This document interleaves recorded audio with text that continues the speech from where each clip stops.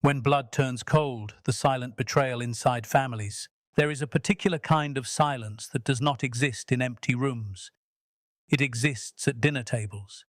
It lingers in hallways where laughter echoes too loudly, where smiles stretch just a little too far, where words are spoken with warmth but land with weight. This is not the silence of strangers. This is the silence of shared blood.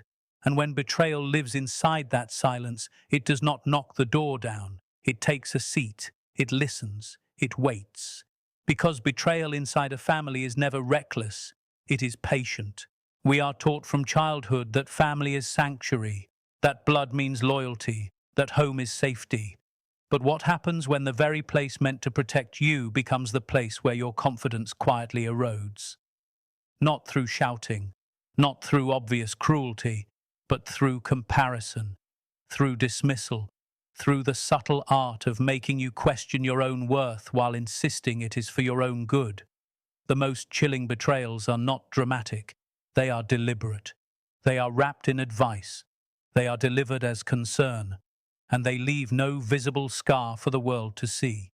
There is something uniquely disorienting about being wounded by those who share your name. Because you hesitate to call it what it is. You minimize it. You excuse it. You tell yourself they didn't mean it that way. And so the pattern continues. A comment here, a slight there.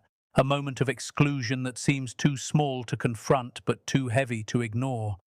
Over time, these moments collect. They stack quietly in your chest until one day you realize something inside you has changed. You are still present, you are still polite, but the warmth is fading. And that is the moment we rarely talk about, when love does not explode but slowly freezes, when trust does not shatter loudly but crystallizes into something fragile and distant, when you stop explaining yourself, when you stop defending your intentions, when you begin to understand that sometimes the deepest betrayals are not acts of aggression, they are acts of indifference. Tonight, we are not speaking about dramatic enemies. We are speaking about subtle fractures, about the quiet manipulation of loyalty, about the rewriting of memory, about the emotional isolation that happens in rooms full of relatives. This is not about anger. It is about awareness, because once you see it clearly, once you name it without fear, something powerful begins to shift inside you. And when blood turns cold, it is not because you stopped caring. It is because you finally understood. The smile that conceals the wound. There is a particular kind of betrayal that does not arrive with hostility. It does not slam doors or raise voices. It arrives gently, wearing familiarity, speaking softly, carrying the authority of shared history. It is the smile that lingers just long enough to look sincere, yet leaves you unsettled for reasons you cannot immediately explain. Inside families, betrayal rarely announces itself. It disguises itself as guidance, as humor, as harmless observation. A comment about your choices framed as concern, a comparison disguised as motivation, a dismissal delivered with a reassuring pat on the shoulder. And because it is wrapped in warmth, you hesitate to challenge it. You question yourself before you question them.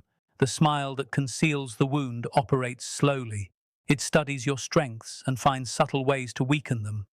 When you succeed, it reminds you of how much help you received. When you struggle, it magnifies the struggle as proof of its earlier advice. It never directly attacks your confidence. It trims it carefully piece by piece until you begin shrinking yourself to fit expectations you never agreed to. And when you react, when you finally gather the courage to say, "That hurt," the response is calm, almost puzzled. "You're too sensitive." "I was only trying to help," and suddenly the focus shifts. The wound is no longer the issue. Your reaction is. What makes this betrayal particularly powerful is its deniability. There are no obvious villains, no dramatic scenes that would convince an outsider. If you attempt to explain it, it sounds small, insignificant, a collection of minor incidents that individually seem harmless. But together they form a pattern of being subtly undermined, a pattern of your voice being gently overridden, a pattern of your achievements being acknowledged with faint praise instead of celebration. It is the slow erosion of self-trust, and it happens in plain sight. In families, shared history becomes a shield. We know you better than anyone. That sentence can feel comforting, until it becomes a tool to define you in ways you have outgrown. The smile that conceals the wound keeps you confined to an older version of yourself. It resists your growth. It questions your independence. It frames your boundaries as rebellion. And all of it is delivered with composure, with a tone so reasonable that you begin to doubt your own instincts. Over time, something shifts inside you. You start rehearsing your words before speaking. You anticipate subtle criticism before sharing good news. You downplay your excitement to avoid being humbled. You become careful, not because you are fragile, but because you have learned that vulnerability will be met with quiet correction rather than support. And that is the true damage. Not the comments themselves, but the internal restraint they create. The smile remains. The gatherings continue. The family portrait looks intact. But beneath the surface, you are learning an important lesson. Not every gentle tone carries goodwill.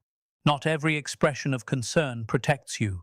And sometimes the deepest wound is delivered by someone who never once raised their voice. Loyalty as a weapon. From the earliest days of our lives, we are taught that loyalty to family is sacred. It is presented as unquestionable, unbreakable, and absolute. We are told that blood binds stronger than circumstance, stronger than disagreement, stronger than pain. And in healthy spaces, that loyalty becomes protection. It becomes unity. It becomes strength. But in certain environments, loyalty quietly shifts from being a bond to being a demand. It stops being mutual and becomes conditional. It is no longer about love. It is about compliance. When loyalty is used as a weapon, it is rarely obvious. It does not announce itself as control. It disguises itself as tradition, as respect, as obligation. You are reminded of sacrifices made for you. You are reminded of everything the family has done. And slowly, gratitude is transformed into indebtedness. You begin to feel that disagreeing is betrayal, that setting boundaries is selfishness, that choosing your own path is abandonment. The pressure is subtle but constant, a quiet insistence that harmony must be preserved at any cost, even if that cost is your emotional well-being. This weaponized loyalty thrives on guilt, not loud, dramatic guilt, but refined, strategic guilt. A disappointed look when you decline a request, a heavy silence when you voice a different opinion, a reminder that family should always stand together, especially when you are trying to stand up for yourself, and so you begin negotiating with your own needs. You silence your discomfort to avoid tension. You tolerate dismissive behavior to keep peace. You protect the family's image even when your own confidence is quietly deteriorating. The most powerful aspect of this dynamic is how it blurs morality. You are made to feel that endurance equals virtue, that sacrifice equals maturity, that obedience equals love. But true loyalty does not require you to shrink. It does not demand that you betray your own values in order to prove devotion. When loyalty becomes a test, you must constantly pass. It stops being a relationship and starts being a performance. You are no longer loved for who you are. You are accepted for how well you conform. Over time, this pressure creates an internal conflict. You love them. You care. You do not want division. But you also feel unseen, misunderstood, controlled. And because loyalty has been framed as sacred, you hesitate to question it. You endure longer than you should. You explain away behavior that unsettles you. You convince yourself that discomfort is simply part of belonging. Until one day you realize that loyalty without respect is not loyalty at all. It is leverage. The turning point comes quietly. It is the moment you recognize that standing up for yourself is not betrayal, that protecting your peace is not abandonment, that disagreement does not cancel love. And in that realization, loyalty is redefined. It is no longer blind. It is conscious. It is chosen, not coerced. Because true loyalty is strongest when it flows both ways, when it protects your dignity as fiercely as it protects the family name. The rewriting of reality. There is a subtle power in controlling the narrative. In some families, betrayal does not happen through open confrontation, but through the quiet reshaping of memory. Events are not denied outright, they are adjusted. Conversations are not erased, they are reinterpreted. Words you clearly remember hearing are softened. Words you never spoke are confidently attributed to you. And because this rewriting happens gradually, you do not immediately resist it. You pause, you reconsider, you ask yourself if perhaps you misunderstood. And that pause, that tiny hesitation in your certainty, is where control begins to settle. The rewriting of reality is not loud. It does not look dramatic from the outside. It sounds reasonable, calm, even logical. That's not what I meant. You're remembering it incorrectly. You always exaggerate. These phrases are delivered with such composure that they make you question your own perception. And when multiple voices repeat the same adjusted version of events, the pressure intensifies. You find yourself outnumbered, not necessarily by facts, but by confidence. Their certainty begins to overshadow your memory. Their version starts to feel heavier than your truth. Over time, this distortion creates internal instability. You begin replaying conversations in your head long after they end. You analyze your tone, your words, your reactions. You become cautious not only about what you say, but about what you remember. You start seeking validation from others just to confirm that what you experienced was real. And the most unsettling part is this: the betrayal is invisible. There are no raised voices, no clear acts of hostility, just a steady erosion of your trust in yourself. In families, shared history becomes the foundation for authority. We know what happened. We were there. And because you value that shared past, you hesitate to challenge it. But when the past is repeatedly adjusted to minimize your feelings or magnify your faults, it stops being history and starts being strategy. It becomes a way to maintain control without appearing controlling. If your reactions can be labeled as dramatic, your boundaries can be dismissed.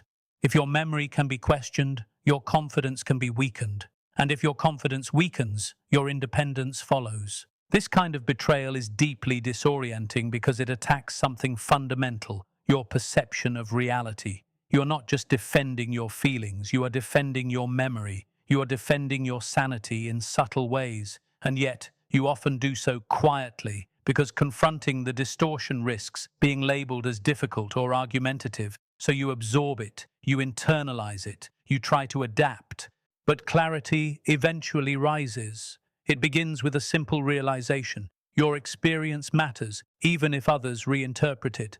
Your memory deserves respect, even if it makes someone uncomfortable. The rewriting of reality loses its power the moment you decide to trust your own perception again. And when that trust is restored, something steady returns to you. A calm certainty that cannot be easily reshaped by someone else's version of the past. The isolation strategy. Isolation inside a family rarely looks like exile. You are still invited to gatherings. Your chair is still placed at the table. Your name is still spoken in conversations. And yet something feels distant. Something feels removed. The isolation strategy is not about physical absence. It is about emotional exclusion. It is about being present, but not truly included. Decisions are made inside conversations you were not part of. Plans are finalized before you are informed. Important discussions happen in tones that lower when you enter the room. Nothing dramatic, nothing confrontational, just a quiet pattern that slowly positions you on the outside. This strategy works because it is subtle. If you question it, it can easily be dismissed. It wasn't a big deal. We forgot to mention it. You're overthinking. And so you begin to doubt your instincts again. You tell yourself it is coincidence, timing, miscommunication, but the pattern continues. Your opinions are heard but not considered. Your concerns are acknowledged but not acted upon. Your achievements are met with brief nods before the focus shifts elsewhere. You are not openly rejected. You are gently sidelined. Over time, this creates a particular kind of loneliness. Not the loneliness of being alone, but the loneliness of being unseen in a crowded room. You start to notice how others are consulted more frequently, how their preferences carry more weight, how their mistakes are defended while yours are quietly highlighted, and the isolation deepens not because of grand gestures, but because of accumulated small ones, a look exchanged between others, a topic changed when you speak, a decision justified without your input. These moments gather quietly, shaping a reality where you feel tolerated rather than valued. The emotional impact of this strategy is profound. You begin to withdraw to protect yourself. You share less. You offer fewer opinions. You minimize your presence to avoid the subtle sting of being overlooked. And ironically, that withdrawal is sometimes used as proof that you are distant or detached. The narrative shifts. Your reaction to isolation becomes the explanation for it, and so the cycle sustains itself. What makes this dynamic powerful is that it avoids clear confrontation. There is no dramatic argument to point to, no explicit rejection to name, just a steady sense that you do not quite belong in spaces where you should feel most secure. It challenges your sense of worth in quiet ways. It makes you question whether you are asking for too much when all you seek is basic inclusion and respect. But awareness changes everything. The moment you recognize the pattern, you stop personalizing it. You understand that being excluded from unhealthy dynamics is not a reflection of your value. Sometimes isolation is not proof of inadequacy, it is evidence of independence. And when you see that clearly, the strategy loses its grip, because emotional exclusion only controls you if you believe you need approval from those who withhold it. The moment the heart turns cold. There comes a moment, not loud, not dramatic, Steve, when something inside you settles. It is not anger, it is not revenge, it is clarity. After the subtle dismissals, the weaponized loyalty, the distorted narratives, and the quiet isolation, there is a final shift that happens within you. It is the moment you stop expecting what has consistently been withheld. You stop seeking validation from those who measure your worth selectively. You stop explaining your intentions to people committed to misunderstanding them.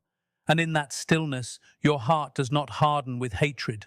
It cools with awareness. When the heart turns cold in this way, it is often misunderstood. From the outside, it may look like distance, like indifference, like withdrawal, but internally, it feels different. It feels steady. It feels controlled. It is the calm that replaces constant emotional negotiation. You are no longer trying to win approval. You are no longer rehearsing conversations in your mind. You are no longer over-analyzing every tone and expression. The emotional turbulence begins to quiet because you have accepted a difficult truth. Not every bond is reciprocal, even if it is biological.